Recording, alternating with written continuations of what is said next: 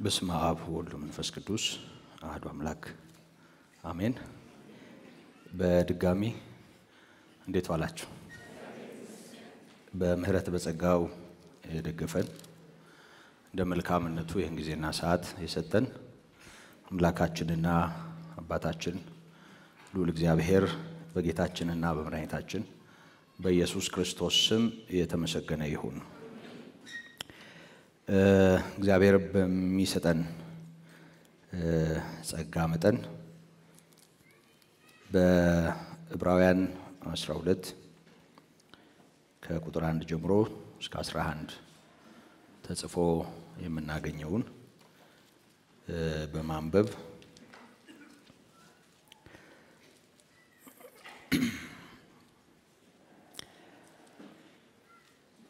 ከዚሁ ቁጥር 2 ላይ ከመናነበው ርዕስ የሚሆነንን እንመዝና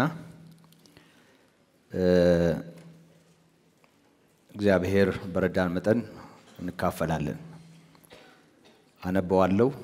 እንደዚህ ይላል። እንግዲህ እነዚህን የሚያህሉ ምስክሮች እንደ ደመና በዙሪያችን ካሉልን እኛ ደግሞ ሸክምን ሁሉ ቶሎም የሚከበንን ኃጢአት አስወግደን የእምነታችንን ራስና ፈጻሚውን ኢየሱስን ተመልክተን በፊታችን ያለውን ሩጫ በትዕግስት እንሩጥ። እርሱ ነውርን ንቆ በፊቱ ስላለው ደስታ በመስቀል ታግሶ በእግዚአብሔር ዙፋን ቀኝ ተቀምጧልና። በነፍሳችሁ ዝላችሁ እንዳትደክሙ ከኃጢአተኞች በደረሰበት እንዲህ ባለ መቃወም የጸናውን አስቡ። ከኃጢአት ጋር እየተጋደላችሁ ገና ደምን እስከ ማፍሰስ ድረስ አልተቃወማችሁም። እንደ ልጆችም ከእናንተ ጋር ልጄ ሆይ የጌታን ቅጣት አታቅልል፣ በሚገስጽህም ጊዜ አትድከም። ጌታ የሚወደውን ይቀጣዋልና የሚቀበለውንም ልጅ ሁሉ ይገርፈዋል ብሎ የሚነገረውን ምክር ረስታችኋል። ለመቀጣት ታገሱ፣ እግዚአብሔር እንደ ልጆች ያደርጋችኋልና። አባቱ የማይቀጣው ልጅ ማን ነው? ነገር ግን ሁሉ የቅጣት ተካፋይ ሆኗልና ያለ ቅጣት ብትኖሩ ዲቃላዎች እንጂ ልጆች አይደላችሁም። ከዚህ በላይም የቀጡን የሥጋ አባቶች ነበሩን፣ እናፍራቸውም ነበር። እንዴትስ ይልቅ ለመናፍስት አባት አብልጠን ልንገዛና በሕይወት ልንኖር በተገባን። እነርሱ መልካም ሆኖ እንደታያቸው ለጥቂት ቀን ይቀጡን ነበር። እርሱ ግን ከቅድስናው እንድንካፈል ለጥቅማችን ይቀጣናል። ቅጣት ሁሉ ለጊዜው የሚያሳዝን እንጂ ደስ የሚያሰኝ አይመስልም። ዳሩ ግን በኋላ ለለመዱት የሰላምን ፍሬ እርሱም ጽድቅን ያፈራላቸዋል። ጸልያለን። ጌታ ሆይ እንደገና እድል ሰጠህን፣ ቅዱስ ቃልህን ተካፈልን፣ አነበብን። አባት ሆይ አሁንም እንደ ፈቃድህ በመካከላችን ያንተ እንደመሆናችን ለዚህ እንደመሰብሰባችን ያንተን እንደመፈለጋችን እንዲሁ ጌታ ሆይ እንድታስተምር፣ እንድትመክር፣ እንድትገስጽ፣ እንድታጽናና፣ አቅጣጫም እንድታስይዝ የእያንዳንዱን ልብ በጸጋ እንድትደግፍ ጊዜውን ላንተ አሳልፈን እንሰጣለን። የቃልህን ደጆች ክፈትልን፣ ምክርህ ልባችንን ይግዛው፣ ሕያው መንፈስህ በነገር ሁሉ ይቆጣጠረን። ጌታ ሆይ ስለሰማህ እናመሰግናለን። ማንም ከምክርህ ሳይካፈል ቃልህን ሳይሰማ ጌታ ሆይ እንደመጣ እንዲሁ የሚመለስ እንዳይኖር እንደ ቸርነትህ እንደ ምሕረትህ ብዛት ጉባኤውን በነገር ሁሉ እንድታስተምር እንለምንሃለን። ፈቃድህ በመካከላችን በክርስቶስ ኢየሱስ ስም ይሁንልን። ድንዛዜ አዚም የሚሆኑ የክፋት መንፈሳውያን ሰራዊት በአንድ ሰው ላይ እንኳ ተጽዕኖ እንዳያደርጉ በስሜ የታሰሩ ይሁኑ። ጌታ ሆይ በአካል እዚህ ባሉት ደግሞም በርቀት ይህን ሕያው እውነት በልዩ ልዩ ሁኔታ ለሚያደምጡ ሁሉ ጸጋና ሰላም በልጅ በኢየሱስ ክርስቶስ እንዲበዛላቸው እንለምንሃለን። ስለሰማህንና ስለተቀበልከን እናከብርሃለን። አስቀድሞ ስለወደድከን እንወድሃለን። ክብርና ምስጋና ኃይልም ላንተ ይሁን በጌታችን በኢየሱስ ክርስቶስ ስም አሜን።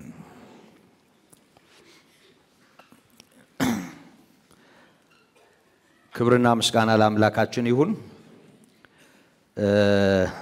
እስኪ ከጀርባዬ ያለውን ጥቅስ አንብቡት።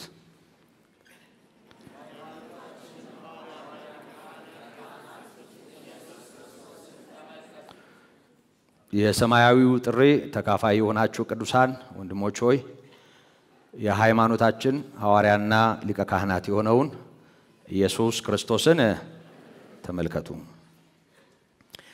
አሁን ደግሞ በዕብራውያን ምዕራፍ 12 ቁጥር 1 እና ቁጥር 2 አንድ ላይ ሆኖ ስላለ እንደ ቁጥር 2 ልንቆጥረው እንችላለን። የእምነታችንን ራስና ፈጻሚውን ኢየሱስን ተመልክተን በፊታችን ያለውን ሩጫ በትዕግስት እንሩጥ ይለናል። የሃይማኖታችን ሐዋርያና ሊቀ ካህናት የሆነውን ተመልከቱ እንዳለ እንዲሁ የእምነታችን ራስና ፈጻሚውን ተመልክተን በፊታችን ያለውን ሩጫ በትዕግስት እንሩጥ። በተቀሉ ሁለቱንም ጥቅሶች ሁለቱንም ቃላት ምዕራፍ 3 ቁጥር 1 እና ምዕራፍ 12 ቁጥር 2 ላይ የምናነበውን አንድ ላይ ጠቅለል አድርገን ስናየው የሃይማኖታችን ወይም የእምነታችን ራስና ፈጻሚ የሆነውን ጌታ ኢየሱስ ክርስቶስን እንመልከት ብቻም ሳይሆን እርሱን እያየን በፊታችን ያለውን ሩጫ በትዕግስት እንሩጥ ነው የሚለን። በትዕግስት ስለመሮጥ በፊታችን ያለውን ሩጫ በትዕግስት ስለመፈጸም ይነግረናል። እና ትዕግስት የሚለውን ቃል ስናይ ምኑን ነው የምንታገሰው? ሁለት ነገር አሁን ባነበብኩት ክፍል ላይ እናያለን። አንደኛው ከኃጢአተኞች የሚደርስን ተቃውሞ ልዩ ልዩ አይነት ተግዳሮት ሲሆን፣ ሌላኛው ግን የጌታን ተግሳጽ እንደሆነ እናያለን። ክርስቲያኖች ከሌላው የሚመጣውን ተግዳሮት ብቻም ሳይሆን የጌታንም ተግሳጽና ቁንጥጫ በማስተዋል መታገስም ዓላማውን በመረዳት መበርታትም እንደሚገባቸው ወይም እንደሚገባን እናያለን። ስለዚህ ትዕግስት የሚለው ቃል በሌሎች ምክንያት የሚመጣን ተግዳሮት ብቻም ሳይሆን ድካም በሞላበት ሕይወታችን ብዙ ስንፍናና ልክ ያልሆነ ነገር ሊገኝ በሚችልበት ምድራዊ ኑሯችን በምንዝልበት፣ በምንወድቅበት፣ በምንስትበት፣ እግዚአብሔርን በማናከብርበት ነገር እኛ መረን ስላይደለን የወለደን አባት ስላለ ከቅድስናው እንድንካፈል ስለሚፈልግ አባቱ ማይቀጣውና ማይቆነጥጠው ደግሞ ዲቃላ ስለሆነ እኛ ዲቃሎችም ስላይደለን አባት ልጁን ይቆነጥጣል፣ ይሄንንም እንዳትረሱ እያለ ነው። በተለይ በዚህ ዘመን ወደ ውስጣችን እንዳናይ ተደርገናል። በተለያየ ምክንያት በጣም ብዙ ሰው በእርሱና በእግዚአብሔር መካከል ያለውን ጉዳይ አይደለም በትኩረት የሚያየው። የንጽጽር ክርስትና ውስጥ ነን ያለ ነው። እናነጻጽራለን። ቤተ እምነት ከቤተ እምነት ጋር እናነጻጽራለን። ማህበር ከማህበር ጋር እናነጻጽራለን። ተቋማትን ከተቋማት ጋር እናነጻጽራለን። ሰዎችን ከሰዎች ጋር እናነጻጽራለን። ስለዚህ እርስ በርሳችን እየተያየን ያውም ጤናማ ባልሆነ መንገድ እኛ የተሻልን ሲመስለን በትዕቢት እየተወጠርን ደግሞ የሚሻሉን ስናይ እየተቆማጠርን ሚዛን አልባ የሆነ ህይወት እንኖራለን። ሁል ጊዜም ቢሆን በዙሪያ ባለው ወጀብና ግርግር ህይወትን መለካትና በዘመን ተፈትኖ እኛ ጋር በደረሰው የእግዚአብሔር ቃል ህይወትን ማየት ይለያያል። ሁል ጊዜ እንደ እግዚአብሔር ቃል ህይወታችንን ስናይ ሁል ጊዜ እንደ መስታወት በህይወታችን ያለውን ልክና ልክ ያልሆነ ነገር እናያለን። ተስፋ ያለን እኛ የሚመጣውን የምንጠብቅ እኛ ልክ በሆነው ነገር መጽናት ልክ ባልሆነው ነገር ደግሞ መታረምና መታረቅ ስለሚገባን ጤናሞች ከሆነና ወደ ውስጥ የምናይ ከሆነ ጉዳያችን በእኛና በእግዚአብሔር መካከል ያለው ጉዳይ ከሆነ በህይወታችን ያለው ልክ ያልሆነ ነገር እየተገራ በጽድቅ እግዚአብሔርን በመምሰል የምናመልክበትን ጸጋ እንይዛለን። ብዙ ሰው ወደ ራሱ እንዳያይ ስለሆነ ሌላ ያየ የሚጠብቀውን ክብርም ሆነ ደግሞ የሚከተለውን ውርደት አያስተውልም። የነጽጽር አምልኮና ህይወት ውስጥ ስንሆን ባንዳንዱ አንሰን ወይም ኩስስ ብለን ባንዳንዱ ደግሞ ከፍ ብለን ቀና ብለን ሚዛን አልባ ልንሆን እንችላለን። ግን መለኪያችንን የእግዚአብሔር ቃል ስናደርግ ሁል ጊዜም ቢሆን እንደ መስታወት የህይወታችንን ትክክለኛ መልክ ያሳየናል። የፊት ማያ መስታወት እንዳለን እንደሚያሳየን እንዲሁ ያለውን አይደብቅም የሌለውን አይቀጥልም አይደል? አዎ ያለውን ነው የሚያሳየን። የእግዚአብሔርም ቃል እንደሱ ነው። ስለዚህ ከሌሎች ጋራ ተያይዞ የሚመጣው ተግዳሮት እንዴት እንደሚታለፍና ደግሞ ራሱ እግዚአብሔር እንደ ልጆች ስለሚያየን ልጆችም ስላደረገን እንደ ልጆች ስለሚያየን ብቻ አይደለም ልጆችም ስላደረገን በእኛ ላይ ባለው መብትና ስልጣን መጠን የመናፍስት አባት የሆነው እግዚአብሔር ተክሳጽ አለው፣ ቆንጥጫ አለው። ለምንድነው የሚገስጽ? ለምንድነው የሚቆነጥጥ? ለምንድነው የሚቆጣው? ከቅድስናው ተካፋይ እንድንሆን።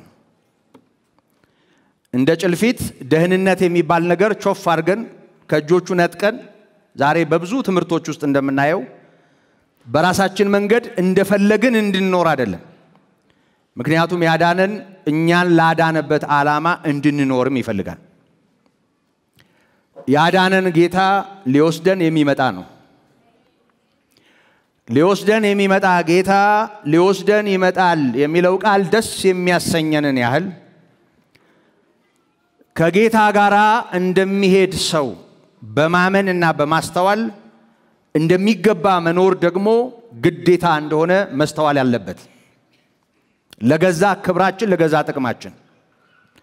ምክንያቱም አባቱ የማይቀጣው እርሱ ዲቃላ ነው ይላል። ለመቀጣት ታገሱ ይላል። ደግሞ እርሱ የሚቀጣው ማንንም አይደለም ልጆቹን ነው ይለናል።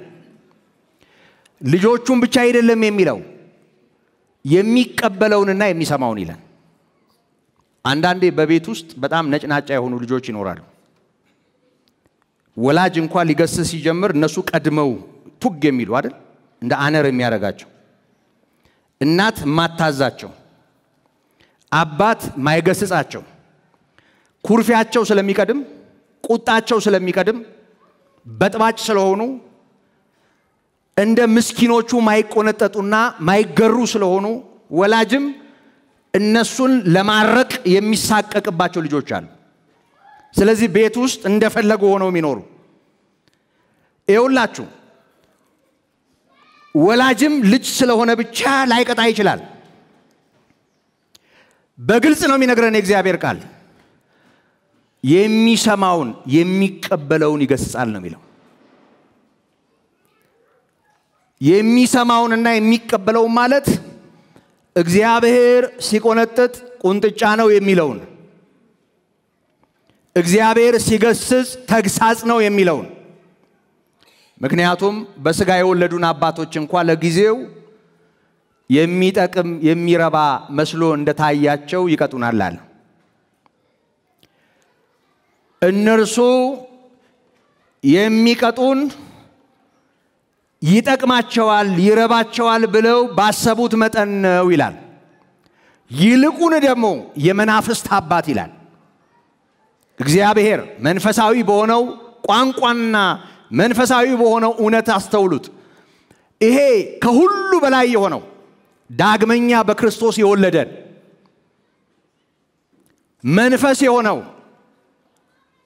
ለሕይወት ያውም ለማይጠፋ ሕይወት ለርስት ያውም እድፈት ለሌለበት ለማያልፍ ርስት ልጁን ሰጥቶ በልጁ ሞትና ትንሣኤ በዋጋ የገዛን እግዚአብሔር በስጋ በደስታ ከወለዱን ይልቅ በጣር በመከራ የወለደን እሱ የበለጠ ይቆነጥጠናል ይላል።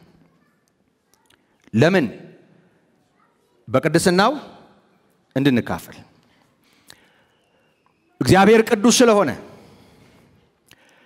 እንድንቀደስለትም ስለሚፈልግ ከአመፃ እንድንወጣ በሕይወታችን ለተጠራንለት የሕይወት መልክ በሚሆን ጤናማ ነገር በፊቱ እንድንመላለስ እንደ ልጆች ያደርገናል። ወላጅ የልጆቹን መጪ ዕድል እያሰበ ባህሪያቸው እንዳይንጋደድ ሕይወታቸው እንዳይበላሽ ለገዛ ጥቅማቸው ይገስጻል። እግዚአብሔር በእኛ ሕይወት ከዚህ በታች አይደለም። ታምናላችሁ? ለምንድን ነው ስለ ተግሳጽ የምታወራው ዛሬ ልትሉኝ ትችላላችሁ። እኔ አይደለሁ፣ ያነበብኩት ክፍል ነው የሚያስገድደኝ።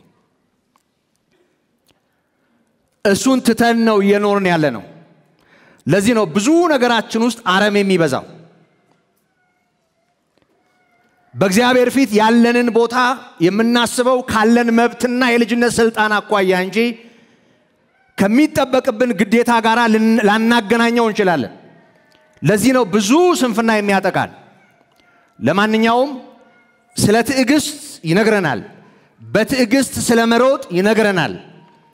ምዕራፍ 12 ላይ ወደ አነበብኩት ክፍል የመልእክቴ ማጠቃለያ ወደ ሆነው ክፍል ከመምጣቴ በፊት ግን ይሄ መልእክት ከዚህ ስለማይጀምር ጥቂት ወደ ኋላ መልሼ ምዕራፍ 10 ከቁጥር 32 ጀምሮ ያለውንና ጠቅለል ባለ ሁኔታ ምዕራፍ 11 ላይ ያለውን አስታውሼ ይሄኛውን ክፍል እንደ ጌታ ጸጋ መጠን መደምደሚያ እናደርገዋለን። እንደሚታወቀው ስለ ዕብራውያን መጽሐፍ ብዙ ስለሰማን ብዙ ማብራሪያ የሚያስፈልገን አልመሰለኝም። እያጠናነውም ጭምር ስላለ አማኞች ናቸው፣ በክርስትና ውስጥ ቆይተዋል፣ ዕውቀት በተመለከተ ክፍተት አላቸው። ወገኖቻቸው ይሞግቷቸዋል፣ ቀድመው አብሯቸው የነበሩት ልክ ያው እኛን ለመሞገት እንደሚሞክሯት ማለት ነው። እና ያስቸግሯቸዋል። የውጭ ተቃውሞ ብቻም ሳይሆን እነሱ ሕይወት ውስጥ ያለ ክፍተት ማለትም አሁን ባሉበት ሕይወትና በነበሩበት ነገር መካከል ያለውን ድንበር አለመለየት፣ የላቀውን ካነሰው ጋራ ደርድሮ ማየት፣ እንዲህ አይነቱ የተደበላለቀ ግንዛቤ አደጋ ስለሚያስከትል እንደምታውቁት የዕብራውያኑ ጸሐፊ ላቅ ያለውን ያልቃል። በደንብ አድርጋችሁ ስሙኝ። ከፍ ያለው በሕይወታችን ከፍ ካላለ፣ ላቅ ያለው በሕይወታችን ላቅ ካላለ እዚህ ግባ የማይባለው ይልቃል። እየሰማችሁ ነው? ተራው ነገር የሚገዝፍብን ትልቁ ካልታየን ነው፣ ከፍ ያለው ካልታየን ነው። ክርስቶስን በትክክለኛ ማንነቱ ማየት ከተቻለ ግን እንደ ክርስቶስ ያለ ማንም የለም። ከእርሱ ጋር የምንደረድረው በሊቀ ካህንነቱ ጫረታ የምናስገባው፣ ከእሱም ጋር የምንደረድረው በመካከለኝነቱ የምንሸገስገው ከሱ ጋር የምናስተካክለው ማዳኑን በተመለከተ ማዳኑ ፍጹም እንዳልሆነ ተሰምቶን የምንጥፍበት የምንደርትበት ነገር አይኖርንም እሱ ልቆ ካልታየን ግን ከዚህ አደጋ እናመልጥ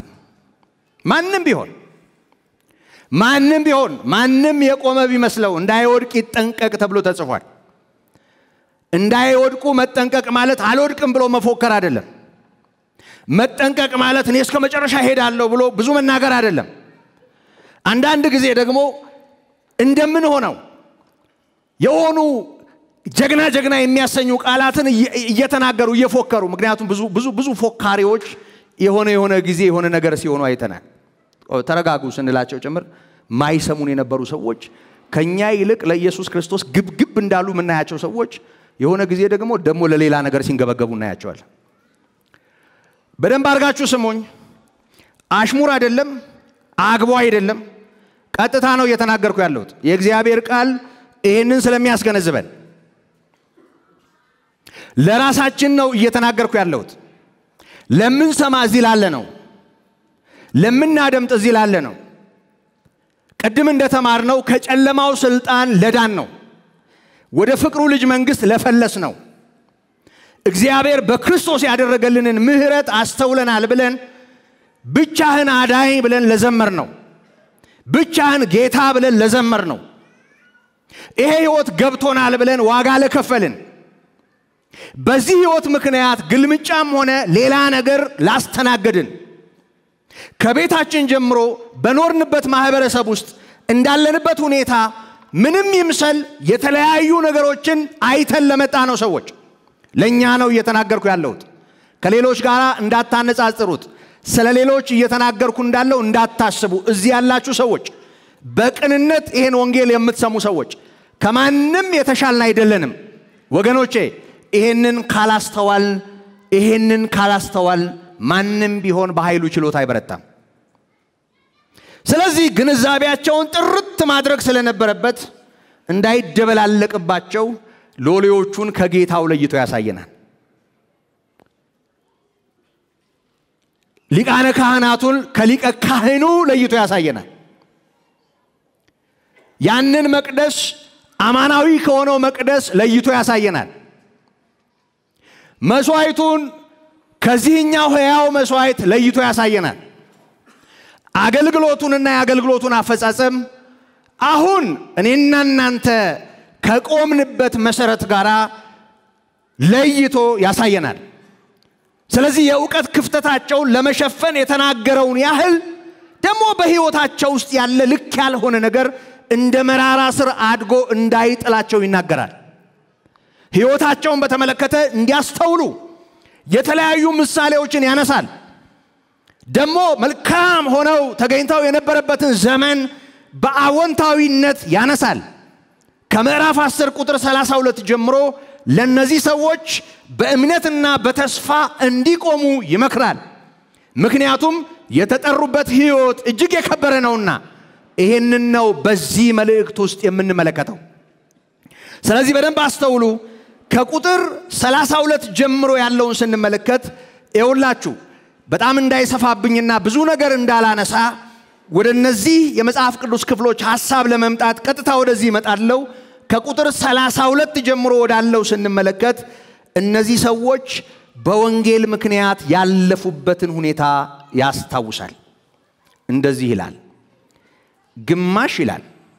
ግማሽ ማለት ግማሾቻችሁ ማለት ነው ሁላችሁም አይደለም ግማሽ ይላል ግማሾቻችሁ ማለት ነው ከናንተ ብዙዎቻችሁ ወይም ካላችሁት ከምታዳምጡ ሰዎች ግማሾቻችሁ ይላል ግን የሚገርመው ሌሎቹስ ግማሾች ከዚህ ነፃ ናቸው አይደለም መልኩ ይለያል ግማሾቹ ይውላችሁ ቀጥታ በነቀፋ ውስጥ ያልፋሉ ቀጥታ ግማሾቻቸው ደግሞ ተነቅፈው የተሰደዱ ሰዎችን በመቀበል እንደገና አሁንም እነዚያን በመሸከም ይፈተናሉ ግማሾቻቸው በጭንቅ በነቀፋ እንደመጫወቻ ሆነዋል ግማሾቻቸው እንደዚህ ያሉትን ቅዱሳን በመቀበልና በማስተናገድ የመከራው ተካፋዮች ሆነዋል።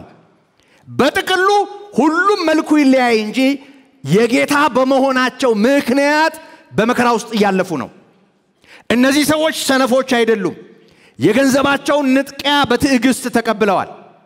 መብቶቻቸውን ማጥተዋል በወንጌል ምክንያት። እነዚህ ሰዎች ደፋሮች ነበሩ ለኢየሱስ። ጌታን በተቀበሉበት፣ በተረዱበት፣ ባመኑበት፣ ለዚህ እውነት በተለዩበት ጊዜ የነበራቸው ነገር እዚህ ጋር ተጽፏል። ደፋሮች ነበሩ፣ ዋጋ ይከፍሉ ነበር። ያንን ያስታውሳቸዋል። ትላንት የደፈረ ዛሬ ሊፈራ ይችላል። አዎ። ትላንት እንደ ጀግና የታየ ዛሬ ሊልፈሰፈስ ይችላል። አዎ። ምክንያቱ ልዩ ልዩ ሊሆን ይችላል። እንደዛ ሊሆን ይችላል። የሰበኩትን፣ ያገለገሉትን፣ ያከበሩትን ከሱ ውጪ ሌላ የለም ብለው ብዙ ያሉለትን ሰዎች በተለያየ ምክንያት ሊተውትና ሊጥሉት ይችላሉ። ሌላ ምንም ፍልስፍና አያስፈልግም። እነዚህ ቅዱሳት መጻሕፍት ይሄንን ያሳዩናል። ስለዚህ ወገኖቼ ሐዋርያው ራሱን ጨምሮ እንዴት ማሰብና እንዴት መኖር እንዳለባቸው ምዕራፍ 10 የመጨረሻ አንቀጽ ላይ ይነግራቸዋል። እንዲህ ይላል፣ ነገር ግን ግማሽ በነቀፋና በጭንቅ እንደ መጫወቻ ስለሆናችሁ ይላል። አያችሁ፣ መቀለጃ ሆነዋል ማለት ነው አይደል? እንደውም ጳውሎስ እዛ ቆሮንቶስ መልእክት ላይ እግዚአብሔር ይላል እኛን ለሰዎች ለመላእክት እንደ መጫወቻ የተወን ይመስለኛል ይላል።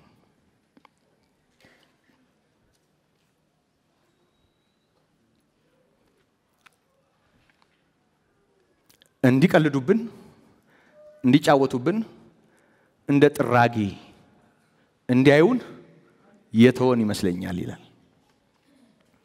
ማለት ወንጌል ምክንያት ሆኖ የቀደሙት የመጀመሪያዎቹ ያለፉበት መንገድ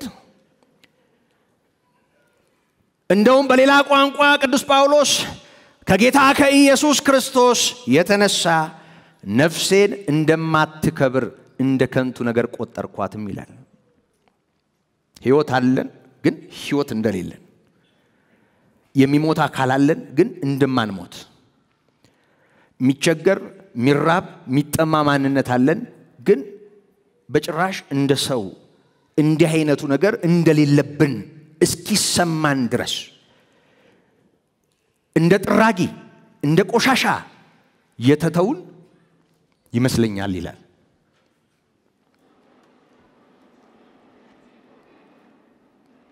ያለፉበትን መንገድ ነው የሚነግረን። ይሄ ወንጌል እንዴት ባለ ተጋድሎ እዚህ እንደደረሰ ነው የሚነግረን። ዛሬ የጠገቡ ሰዎች መራገጫ ነው። ዛሬ የወንጌል ዓላማ የማይገባቸው ሰዎች ጠጠር ነው። ሰዎች እንደ ኮብልስቶን እንደ ጠጠር የሆነ አጥር ውስጥ ሆነው ሌላ ቦታ የሚወረውሩት የሚፈነክቱበት ድንጋይ ነው፣ እንቧይ ነው ዛሬ። ይሄ እኛ ጋር የደረሰ የክርስቶስ እውነት በቀደሙቱ በእውነተኞቹ ታጋዮች፣ በእውነተኞቹ ምስክሮች፣ በእውነተኞቹ የወንጌል አርበኞች ሕይወት እንዴት እንደተገለጠ እናየዋለን። ግማሾቻችሁ እንደ መጫወቻ ይላል። መጫወቻ ማለት ምን ማለት ነው? እንደ ኳስ ሲጠለዙ ነበር ማለት ነው አይደል? ዝም ብሎ መቀለጃ ማሾፊያ፣ ዝም ብሎ ክብረ ቢስ ሆነዋል ማለት ነው። በዓለም እንደዚህ ሆነዋል ማለት ነው። ማን ነው እንደዚህ ሆነ ከኛ? ማን ነው የሚመጻደቅ? እኔ እንደሱ ሆኛለሁ ለኢየሱስ መጫወቻ ሆኛለሁ የሚል የለም እያልኩ አይደለም። ግን የምንበዛው እንደሱ ነን ወይ? ስማችን በከንቱ እንዲነሳ አንፈልግም፣ እንድንታማም አንፈልግም። ከስሙ በላይ የስማችን ምስክሮች ነን። በሚያሙን በማይፈልጉን ዘንድ የኛን ንጽህና፣ የኛን መንፈሳዊነት፣ የኛን እውነተኝነት ለመግለጥና ለማብራራት ጉንጭ አልፋ ክርክር የምናደርግ ምስኪኖች ነን። ባልተከበረበት ክርስቶስ፣ ባልተወደደበት ክርስቶስ ፍቅር የምንፈልግ ምስኪኖች ነን ብዙዎቻችን። እንደዚህ ናቸው እነዚህ ሰዎች። እንደ መጫወቻ ሆናችሁ ግማሽም እንዲህ ካሉት ጋራ ስለተካፈላችሁ ይላል። እዩ ብርሃን ከበራላችሁ በኋላ መከራ በሆነበት በትልቅ ተጋድሎ የጸናችሁበትን የቀደመውን ዘመን አስቡ። ብርሃን ከበራላችሁ በኋላ መከራ በሆነበት በትልቅ ተጋድሎ አያችሁ ገና ወደ ክርስቶስ ሕይወት ሲመጡ ብርሃን ሲበራላቸው ያንን ብርሃን ከሕይወታቸው ለመንጠቅና ለማጨለም ታላቅ ሰልፍ ገጥሟቸዋል። ቃሉ ነው የሚነግረን። ብርሃን ከበራላችሁ በኋላ ያለፉበትን ታላቅ ተጋድሎ ያስታውሳቸውና የጸናችሁበትን ያለፈውን ዘመን አስቡ። ስለ ብርሃን ነው ቅድም የሰማነው። ያውም ስለ አስደናቂው ብርሃን። ስለ ብርሃን ብቻም ሳይሆን ስለ ብርሃኑ ብርሃን የጨረቃ በነጸብራቅም ቢሆን ብርሃን ከፀሐይ ብርሃን ከነዚህ ኤልዲ ላይቶች ብርሃን ከሻማም ከጧፍም አይደል? አንዲት እህት ጧፍ አብርታ እንድች እያለች ስትሄድ አንዱ ምንድነው በቀን ምንድነው አላት። ያ ብርሃናችሁ በሰው ሁሉ ፊት ይብራ የለም እንዴ አለች። ለሷ አይገባት ጧፍ ነው ማለት ነው አይደል? እውነተኛው ብርሃን ይውላችሁ ብርሃን ብቻ አይደለም የሚለው እውነተኛ ብርሃን የህይወት ብርሃን። ይሄ አይናችን የሚያየውና ማያ የሚሆነው ብርሃን አይደለም። እሱማ ምን ችግር አለ? ይሄው በተለያየ መልኩ እንካፈለዋለን እንጠቀምበታለን። ስለሱ አይደለም የሚነግረን። ይውላችሁ የህይወት ብርሃን አለ፣ የህይወት ጨለማ አለ። ጌታ ኢየሱስ ከጨለማው ስልጣን ነው ያዳነን። ድነዋል። ብርሃን ከበራላቸው በኋላ በሆነባቸው በታላቅ ተጋድሎ ውስጥ ጸንተዋል። ወገባቸውን ታጥቀው አልፈዋል። ይሄንን ይመሰክራል ስለ ዕብራውያን አማኞች። ይሄን ካለ በኋላ እንዲህ ይላቸዋል። የጸናችሁበትን የቀደመውን ዘመን አስቡ። ስለዚህ እንዲህ ማሰብ ያስፈልጋል ማለት ነው። በህይወታችሁ እያንዳንዳችሁ ወደ ራሳችን ወደ ውስጣችን እንየው። እስኪ እቺ ብልጭ ስትልላችሁ የተፈተናችሁበትን ነገር እስኪ አስቡት። የገጠማችሁን ነገር አስቡ። ቤተሰብ ውስጥ ሊሆን ይችላል፣ ጎረቤት ሊሆን ይችላል፣ ስራ ስፍራ ሊሆን ይችላል፣ በዙሪያችሁ በክርስቶስ ምክንያት ዘመድ አዝማድ ውስጥ ሊሆን ይችላል። የገጠማችሁን ነገር ታስታውሳላችሁ? ትንሽ እንደዚህ ዞር ስትሉ ወደ ጌታ ምን አይነት ግርግር፣ ምን አይነት ጥላቻ፣ ምን አይነት ኩርፊያ፣ ምን አይነት ደስ የማይል ነገር ነበረ በህይወታችሁ? ነበረ ወይ? ያልነበረው ይኖራል። ምናልባት ተሞዳምዶ የሚኖር ማለት ነው። ከዚህ ተመቻምቾ እንድች እያለ ሰለሜ እሱ ለሙዚቃ ነው፣ ለክርስትና አይሆንም፣ ለወንጌል አይሆንም። አስመሳይነት እንድች እያሉ ለወንጌል ዋጋ ላለመክፈል እያጭበረበሩ መኖር አይዋጣም ለዚህ ህይወት። እነዚህ ብርሃን ከበራላቸው በኋላ በታላቅ ተጋድሎ ጸንተው አልፈዋል። የቀደመውን ዘመን አስቡ። አንዳንድ ጊዜ እኔ በግሌ በሆነ ነገር የሆነ ድጥ ላይ የቆምኩ ሲመስለኝ ህይወቴ በጣም ተፈትኖ የሆነ ነገር እየሆንኩ ሲመስለኝ ይውላችሁ ወደ ኋላ ሄጄ እግዚአብሔር አሻግሮኝ ያለፍኳቸውን አመታት አስባለሁ። ያም ታልፎ ለወንጌል እንዲህ አይነት ዋጋ ተከፍሎ ለወንጌል በዚህ መንገድ ሄጄ ለወንጌል ዛሬ ምን ተገኝቶ እላለሁ። ራሴን መክረዋል። አንተ ሰውዬ፣ አንተ አሰግድ ትሰማለህ? አንተ እኮ በኢየሱስ ክርስቶስ ምክንያት ይኸውልህ እንዲህ ብለሃል፣ በዚህ መንገድ አልፋል እና እሱን አስታውስ እላለሁ። ይገርማችኋል ወደ ኋላ ዞር ብዬ በወንጌል ምክንያት ያለፍኩበት እኔ እንኳ ማለቴ ነው የተመጻደቅኩ አይደለም። ያለፍኩበትን አስብና የኖርኩትን አስብና ወገቤን ታጠቅ አድርጌ እንደገና ቆማለሁ። ያ ታልፎ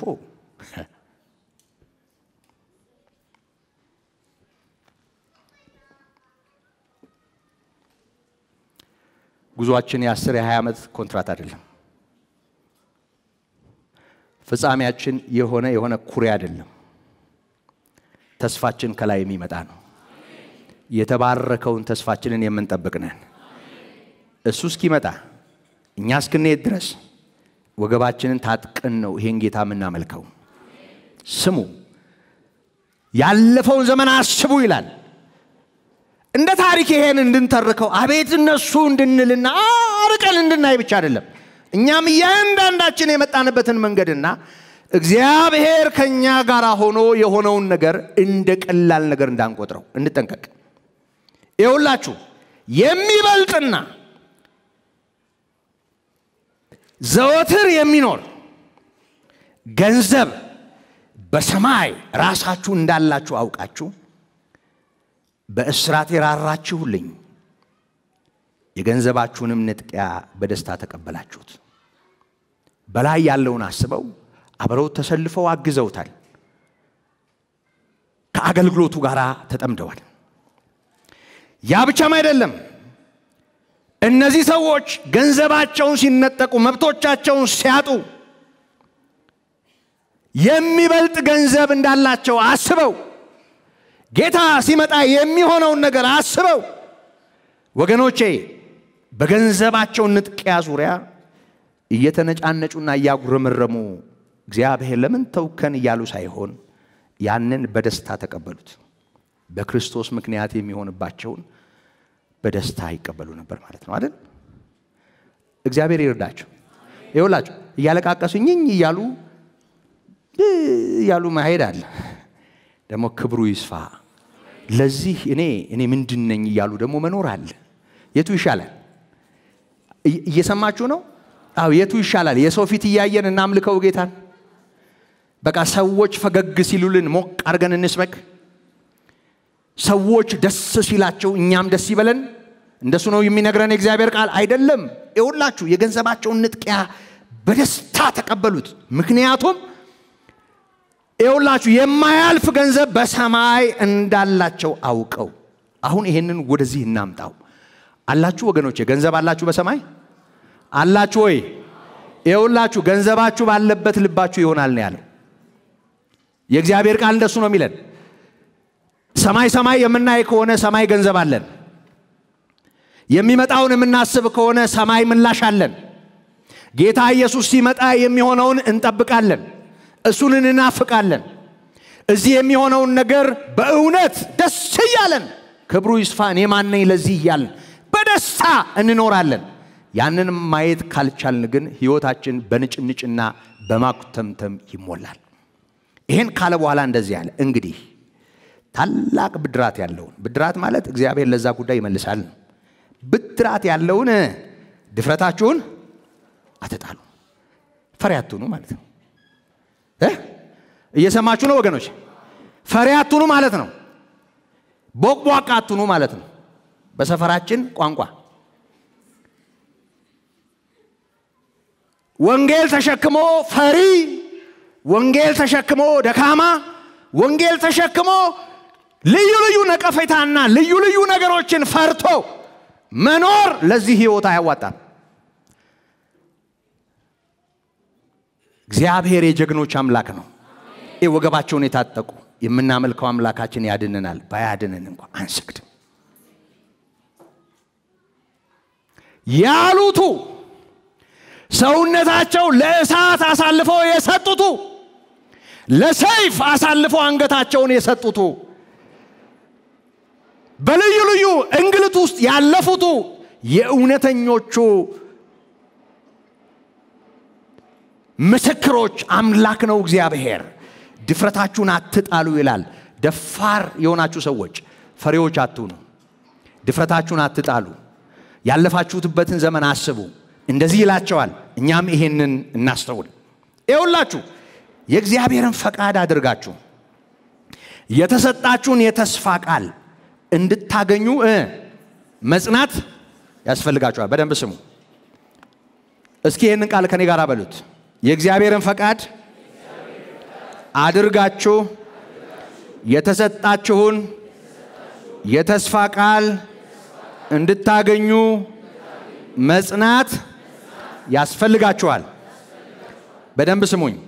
የእግዚአብሔርን ፈቃድ በሉ እስኪ አድርጌ የእግዚአብሔርን ፈቃድ አድርጌ እንደ እግዚአብሔር ፈቃድ ኖሬ የተሰጠኝን የተስፋ ቃል እንዳገኝ መጽናት ያስፈልገኛል። እጸናለሁ።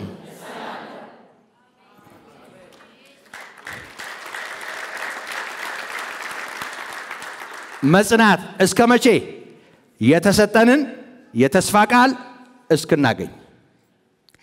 ጌታ በቃሉ ውስጥ ያለን ነገር እስኪፈጸም ስለ ክብር ነግሮናል። ያውም ስለ ዘላለማዊ ክብር ከእርሱ ጋር በላይ ስለ መኖር ነግሮናል። በአባቴ ቤት ብዙ መኖር ያለ እኔ ባለሁበት እንድትኖሩ ተመልሼ እመጣለሁ ብሎናል። ጌታ ኢየሱስ ክርስቶስ በመምጣቱ ከእርሱ ጋር ስለምንካፈለው ደስታ ቅዱሳት መጻሕፍት ይነግሩናል።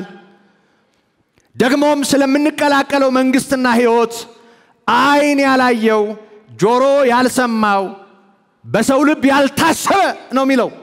ሰምታችኋል? ዓይን ያላየው ማለት ዓይን የሚባል ያላየው ማለት ነው። ጆሮ ያልሰማው ማለት ጆሮም ቢሆን ሰምቶት የማያውቅ ይላል። በሰው ልብ ያልታሰበ ነው የሚለን። ሰው ጨርሶ ሊያስበው የማይችል ክብርና ደስታ ሕይወት ይጠብቀናል ወገኖቼ። እስኪ ያስቡት። በሰው ልብ ጨርሶ የማይታሰብ ከምንገምተው ያልፋል ማለት ነው። ዓይን ያላየው ዓይን የሚባል ነገር አላየውም። ጆሮም ስለሱ ሰምቶ አያውቅም። በሰው ልብ ሊጠረጠር አይችልም። እግዚአብሔር ለማን ያዘጋጀው? ለሚወዱት በሉ እስኪ ለሚወዱት። ክብር ለስሙ ይሁን። እኔ እግዚአብሔር እወደዋለሁ በሉ እስኪ። ጌታ ኢየሱስን እወደዋለሁ። የወደደኝን እወደዋለሁ። ስለዚህ ዓይን ያላየው ጆሮ ያልሰማው በሰው ልብ ያልታሰበው እጅግ የከበረው የተዘጋጀው ለኔ ነው በሉ እስኪ። ለኔና ለናንተን የተዘጋጀው ጌታ ልጁን የሰጠለት ነገር ከምናውቀው ያልፋል ማለት ነው። ዓይን ያላየውም ስላለ ማንም ሰው ሄጄ ጎብኝቼ መጣው ቢል ውሸት ነው። ድሮም ዘንድሮም ላይ ድረስ ሄደው ይጎበኙ አሉ አይደል? ይጎበኙ። ይሄን በተመለከተ ዓይን ያላየውም ጆሮም አልሰማው። ጳውሎስ እስከዛ ድረስ የሆነ ድረስ ሄጄ እንደዚህ ሰማው ይላል። ግን ይሄኛውን በተመለከተ አይደለም። ይሄን በተመለከተ ዓይን የሚባል ጆሮ የሚባል ልብ የሚባል አልደረሰበትም። ያንን አዘጋጅቶ ነው ጌታ ኢየሱስ የሚጠብቀን። ወገኖቼ ስሙ። ይሁላችሁ የእግዚአብሔርን ፈቃድ አድርጋችሁ የተሰጣችሁን የተስፋ ቃል እንድታገኙ መጽናት ያስፈልጋችኋል ካለ በኋላ ይሁላችሁ ገና በጣም ጥቂት ጊዜ ነው አለ። ሊመጣ ያለው ይመጣል፣ አይዘገይም። እስኪ በሉ ሊመጣ ያለው ይመጣል። ጌታ ኢየሱስ ይመጣል፣ አይዘገይም። በቶሎ ይመጣል፣ አይዘገይም። ክብር ለስሙ ይሁን። ጻድቅ ደግሞ በእምነት ይኖራል። ወደ ኋላ ቢያፈገፍግ ነፍሴ በእርሱ ደስ አይላትም። በሚያፈገፍግ ጻድቅ እግዚአብሔር ደስተኛ አይደለም። ወደ ኋላ ስለዚህ ሐዋርያው ራሱን ጨምሮ እንደዚህ ይለናል። እኛ ግን ነፍሳቸውን ሊያድኑ ከሚያምኑት ነን እንጂ ወደ ጥፋት ከሚያፈገፍጉቱ አይደለንም። እስኪ በሉት እኛ ግን ነፍሳቸውን ሊያድኑ ከሚያምኑት ነን እንጂ ወደ ጥፋት ከሚያፈገፍጉቱ አይደለንም። ክብር ለስሙ ይሁን። የለም ወደ ኋላ ከዚህ እውነት ፈቀቅ የለም። አንድ ኢንች ቀልድ የለም በህይወት ለገዛ ነፍሴ ስል ለእናንተ ብዬ አይደለም። እያንዳንዱ ለማንም አይደለም። ምክንያቱም ይኸውላችሁ ወደ ጥፋት ነው የሚለው ከሚያፈገፍጉቱ አይደለንም ከዚህ እውነት ማፈግፈግ ጥፋት ነው ማፈግፈግ ኪሳራ ነው እንደዚህ አይደለንም ይላል ይሄንን ለነዚህ የዕብራውያን አማኞች ይናገርና ይውላችሁ እምነትን በተመለከተ አጭር ማብራሪያ ምዕራፍ 11 የመጀመሪያው አንቀጽ እስከ ቁጥር 3 ድረስ ይሰጥና እምነት ምን ማለት ነው ለሚለው ነገር ትንታኔ ይሰጥና እምነት በእግዚአብሔር ሰዎች ሕይወት ውስጥ እንዴት እንደተፈጸመ ይነግረናል ዝርዝር ውስጥ አሁንም አልገባም ብገባም አልወጣውም ምክንያቱም ሰፊ ስለሆነ ግን አቤልን ያነሳዋል ያንን በእምነት ንጹህ የሆነ መስዋዕት በእግዚአብሔር ፊት ያቀረበውን ሰው የሚበልጥ መስዋዕት ያቀረበውን ሰው ስለዚህ አምልኮ